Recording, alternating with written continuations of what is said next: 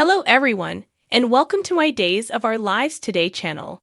I hope everyone is having a wonderful day. Before we begin, please hit the subscribe button and give this video a thumbs up. Lai stopped Wendy and Trip as they were having a private moment on their couch. Wendy remarked, "We were unaware that you were here. After last night, I guess I'm just a little less interested in romance. But it's okay," Lai said. Wendy asked Lai if he wanted to discuss his disappointing date. Lai stated, "For one thing, my ideal match tried to put me in jail." Wendy and Trip were informed of Lee's appointment with Trask and her unsuccessful effort to videotape him confessing to a murderous plot against Stefan. Trip questioned, "Isn't that like entrapment?"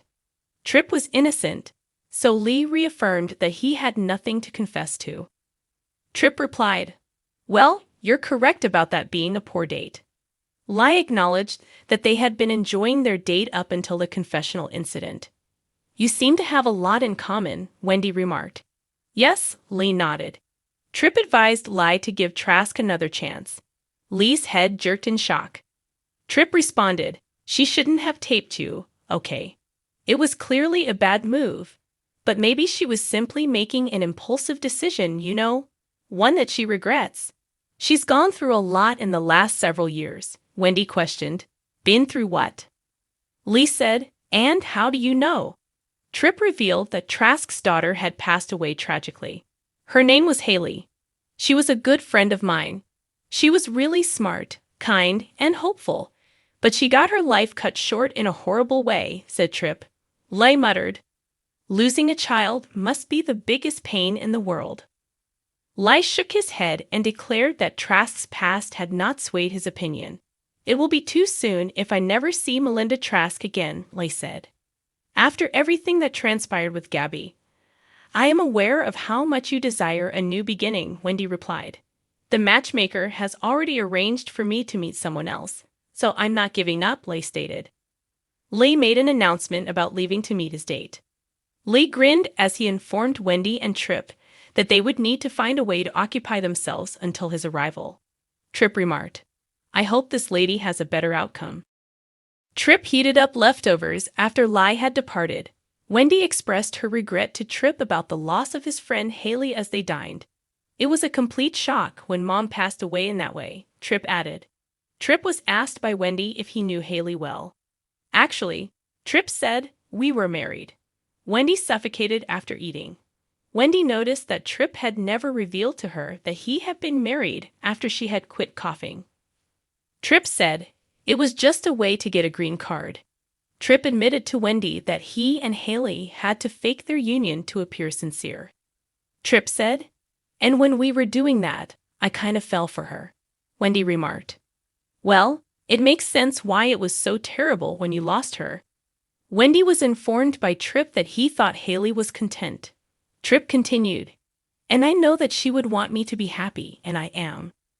Wendy grinned and said she had to go back to work. Trip asked, "Do you want to watch a movie or something if you're still awake when I get off duty?" "It's a date," Wendy clarified. Wendy gave Trip a kiss. Wendy sighed and expressed her wish that Lee's date went well. Wendy responded, "He needs to find someone fresh." Trip lamented that the man would not even consider giving Haley's mother another chance. Trask offered to buy Sloane a drink at the small bar. Although Trask emphasized that the sentencing was justified given what Colin had done, Sloane was outraged that the court had handed Colin such a severe punishment.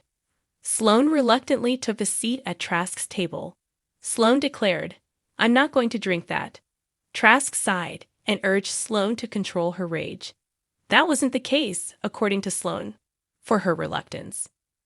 Sloane admitted, "I'm expecting." Trask said, "I had you down as the quintessential career lady." Sloane revealed that before to meeting Eric, she had been entirely preoccupied with her profession. Trask inquired, "So, is this his child? Are you going to keep it?" Sloane acknowledged that the pregnancy was pre-planned. "Let me make an educated guess. You were pregnant to give Eric the child he was unable to have with Nicole," Trask said. Sloane snorted. Sloane insisted, "I'm not simply doing this to please Eric. Sloane mentioned that she was an only child and had come to the realization that she wanted to start a new family. With an understanding nod, Trask congratulated Sloane on the birth of her child. Sloane arched an uneasy brow. "You're taking some chances to get what you want, and I admire that," I replied sincerely. Trask stated that she missed being a part of a family and could see the appeal. Sloane questioned, "Are you not seeing anyone?" Trask revealed to Sloane that she had resumed dating and had gone out with Lai. After exhaling, Sloane inquired about the situation. "Giant disaster," Trask proclaimed.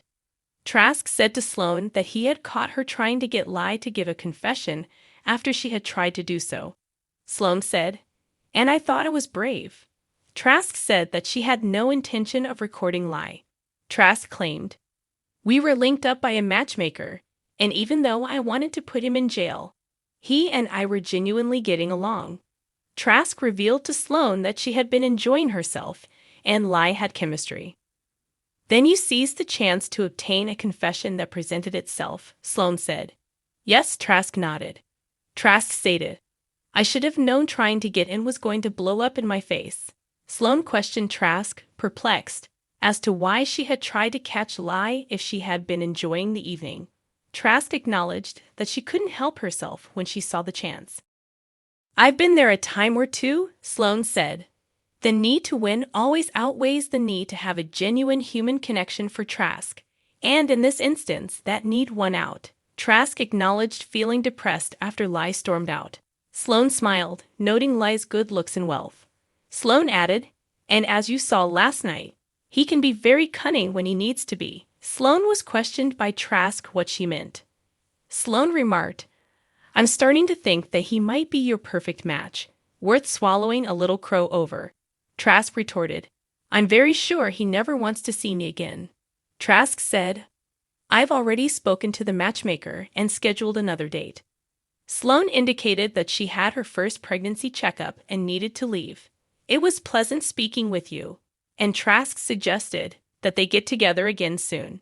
"That would be nice," Sloane remarked. Sloane concurred with Trask's assessment that Eric would make a wonderful father. Trask, who was upset over Sloane's departure because her date was running late, called her matchmaker. Trask was instructed by the matchmaker to look for a man wearing a blue blazer. Trask was on the phone when she noticed Lai across the bar wearing a blue blazer. Trask muttered, "It couldn't be him. Not again. Could it?" Eric asked Brady about the event involving Kristen when he was in the penthouse.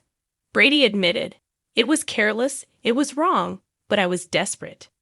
"You played right into Kristen's hands," stated Eric. Eric said to Brady that he recognized the reasons behind his outburst. "I now more than ever comprehend your fear that you might never see your daughter again," Eric added. Brady questioned, "Why now more than ever?" Eric informed Brady of his impending fatherhood. Brady questioned, "Since when?" Eric retorted, "Can you please congratulate me before you begin the inquisition?" Eric disclosed Sloane's pregnancy. Actually, Eric said, "I'm more excited than I thought I would be." Brady made a tentative comment about hoping Eric could see Sloane clearly.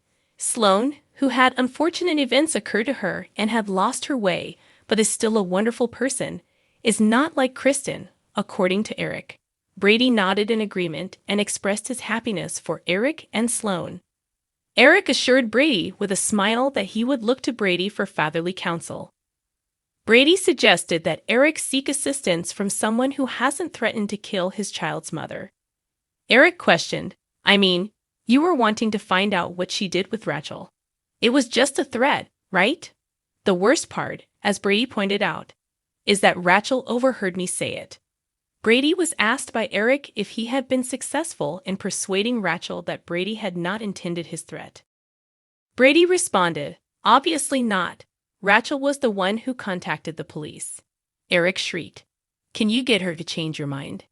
Eric questioned. Brady claimed he wouldn't urge his daughter to lie while shaking his head. Brady admitted that he didn't think Rachel would back down from her claim because she was committed to Kristen. Eric was against it. Eric added, "I know Rachel had no idea what she was starting." Brady remarked, It's not just her comment. It's the fact that Kristen backed it up. Eric inquired as to Brady's plans. Brady stated, I'm praying to God that Belle gets through to Kristen when she is talking to her. Brady glanced at his phone apprehensively. I wish there was some way I could help, remarked Eric. Brady shook his head and said, I made my own mess, and I'll take care of it. Sloane's initial visit to the doctor was when Eric told her he needed to meet up. Brady observed that Sloane doesn't really seem to be the kind of settling down type. Brady was informed by Eric that Sloane had proposed the pregnancy. Brady was taken aback. Eric revealed that Sloane had been aware of his displeasure over Nicole's pregnancy, and that Sloane had come to understand her desire to build a new family as a result of the deaths of her parents and Colin. Brady remarked, That's really pretty selfless of her. She must obviously love you or something. In any case, I also adore her, Eric remarked. People can change, and Eric pointed out that Kristen might shock Brady. Brady laughed at the idea. Brady added, I know you've wanted this for a long time, so I'm glad for you. Brady said that he had no doubt Eric would make a wonderful father. Eric said, I meant what I said, and I'll do all I can to help you. Brady added, Unfortunately, I believe Kristen is the only person who can help me. Kristen conducted legal research on her phone in the DiMera living room. There must be at least one competent criminal defense attorney in Salem, thought Kristen. As soon as Belle entered the room, she said, It does. Belle questioned Kristen about allowing the cops to put Brady in jail. Kristen questioned, Why not? What has he ever done for me? Kristen brought up the fact that Belle had declined to assist her in obtaining a joint custody arrangement. Kristen shouted, And now you want me to help you get him out of this? Belle maintained that when she rejected Kristen, she had been upset. Kristen argued that she had grown irate. Kristen cried, I thought Brady and I had an agreement, and then he pulled a gun on me. Belle said, You know what? You would have done the same thing if the tables were turned. Brady was out of his mind with fear for Rachel when he turned you down. Kristen acknowledged that was likely the case. Belle questioned, What exactly do you get by putting Brady in jail? Kristen retorted, So, you think Brady might actually be prosecuted? It was a significant charge, Belle said. Kristen was questioned by Belle about her conviction that Brady would have fired the gun. Belle believed that Kristen had pushed Brady too far when she dodged the subject. Kristen cried out, I did not kidnap Rachel. Because both parties are to blame in this situation, Belle questioned Kristen. So, tell me, Kristen, what matters most to you? Having the upper hand with Brady or actually doing what's in your own child's best interest? Because that would mean having both parents a part of her life, right? Kristen inquired about Belle's preferences. Kristen was prompted by Belle to retract her claim. Brady confessed to wanting to kill me, and Rachel overheard him, according to Kristen. Brady didn't know if his daughter was alive or dead, Belle countered. Without supporting testimony, Belle said Trask had no case. Kristen questioned, What exactly do I get if I keep Brady out of jail? Belle retorted, Are you talking about a deal? The shared custody agreement must be in writing, according to Kristen. Belle concurred. You honestly believe that he will sign? Kristen questioned. Brady will undoubtedly appreciate what you're doing for him, so yes. Belle predicted that he will be more than eager to accept the conditions. Brady was looking forward to an update when Belle arrived back at the penthouse. Belle proclaimed, I can make this whole thing go away, and you won't go to jail. Brady inquired, What's the catch? In exchange for Brady signing the shared custody arrangement, Kristen had agreed to amend her statement to the police, according to Belle. Brady sighed. Brady said, So either I have to share custody with a psycho, or I go to jail. Brady was reminded by Belle that he had threatened Kristen in front of his daughter by brandishing a loaded gun at her. You're right, Brady said. Brady received the custody arrangement from Belle. Brady regarded it as Kristen entered the penthouse. Kristen questioned, Did he sign it? Brady retorted, Did you two come here together? Brady wouldn't sign the contract until Kristen fulfilled her part of the bargain. As Kristen started to walk away, she murmured, Have fun in Statesville. Brady promised to give John and Marlena custody of Rachel if he was imprisoned, which would be acceptable to him, Belle said. After some time passed, Kristen took out her phone and made a call to Trask. Kristen informed Trask that she wanted to walk back what she had said while on speakerphone. I won't file a complaint against Brady, Kristen said. Kristen said that she thought Rachel would concur with her mother when Trask protested that she had Rachel's statement. Trask was indignant. The call was cut off by Kristen, who then added, "Your turn." Elizabeth and EJ went to the hospital to meet with Dr. Ingrid Sorensen, the specialist.